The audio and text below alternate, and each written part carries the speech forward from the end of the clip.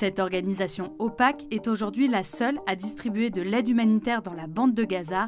Son nom, la Fondation humanitaire de Gaza, aussi appelée GHF. Le problème, c'est que ces opérations de secours dans l'enclave sont jugées chaotiques par la presse étrangère et même qualifiées de pièges mortels par un responsable de l'ONU. Les Nations Unies dénoncent notamment les décès des dizaines de Palestiniens en marge de ces distributions, en particulier lors de la dernière opération qui a eu lieu ce 3 juin et au cours de laquelle au moins 27 personnes auraient été tuées par des tirs de l'armée israélienne, selon un bilan du ministère de la Santé de Gaza, affilié au Hamas, qui a été confirmé par la Croix-Rouge. Si Israël ne reconnaît que des tirs de sommation, la GHF affirme de son côté qu'aucune personne n'a été tuée ou blessée lors de ces distributions. Le groupe a toutefois annoncé une fermeture de 48 heures de ses centres de distribution, invoquant des travaux de maintenance, de réorganisation et d'amélioration de l'efficacité. Mais alors, qui se cache derrière cette fondation et pourquoi fait-elle tant polémique? On fait le point.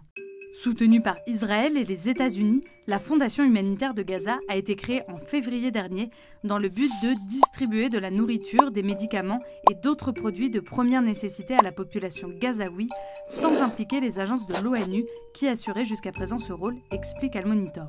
Sa particularité, être principalement gérée par des entreprises privées américaines qui opèrent dans le secteur militaire, mais aussi, ajoute Al-Monitor, la présence systématique de l'armée israélienne lors de ces distributions, ce qui n'était pas le cas avec les réseaux d'aide de l'ONU.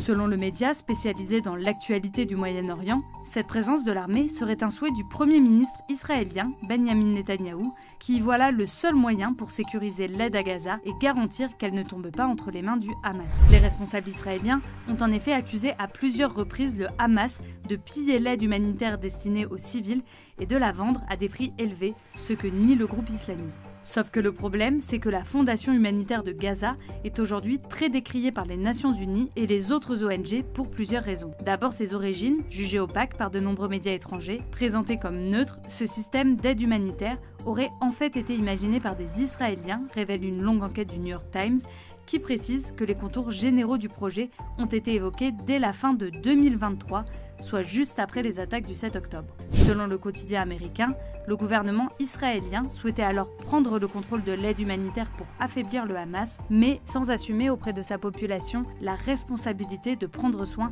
des quelques 2 millions d'habitants de Gaza. Et c'est ainsi qu'ils ont fini par confier la distribution alimentaire à des prestataires privés, et notamment à Safe Reach Solutions, une société américaine établie en Suisse qui, selon le quotidien israélien de gauche Haaretz, est absolument inconnue de l'ensemble des acteurs du secteur de l'aide humanitaire. Le problème, c'est que l'un des dirigeants de SRS est au contraire bien connu. Il s'agit de Philip Riley, un ancien agent de la CIA qui a notamment opéré à Kaboul et qui a travaillé pour l'entreprise israélienne Orbis, chargée de mener des études sur l'aide humanitaire à Gaza pour le compte du gouvernement israélien, souligne Haaretz. Une information qui, selon Haaretz, semble confirmer les liens étroits entre le gouvernement israélien et la Fondation humanitaire de Gaza, d'autant que le financement de la GHF est à ce jour très opaque. Certaines voix de l'opposition en Israël soupçonnent même le gouvernement de financer secrètement ces distributions, dont le montant est estimé à plus de 140 millions de dollars. Mais ni le ministère des Finances ni celui de la Défense de l'État hébreu ne se sont exprimés sur le sujet, précise Haaretz. Cette proximité entre Israël et la GHF a d'ailleurs été dénoncée par Jack Wood, l'ancien directeur exécutif de la Fondation. Ce dernier a démissionné de son poste le 25 mai dernier, expliquant que l'organisation ne pourrait pas mettre en œuvre son plan d'aide en accord avec les principes humanitaires de neutralité, d'impartialité, d'indépendance et d'humanité. Une analyse que partagent l'ONU et plusieurs ONG qui refusent toute collaboration avec la GHF. L'autre gros problème de cette fondation concerne les lieux de distribution.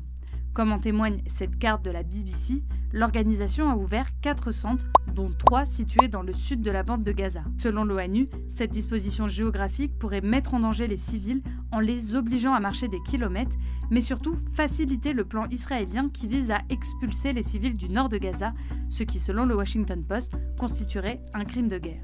Le média américain rappelle que ces opérations interviennent après un blocus israélien empêchant pendant 3 mois toute aide humanitaire d'entrer dans Gaza. Aujourd'hui, la situation dans l'enclave reste très précaire. Si plus de 100 camions transportant de l'aide arrivent à passer certains jours, il arrive qu'il soit seulement des dizaines à circuler d'autres jours. Selon les travailleurs humanitaires, il en faudrait près de 500 par jour pour nourrir les plus de 2 millions de Palestiniens coincés dans Gaza.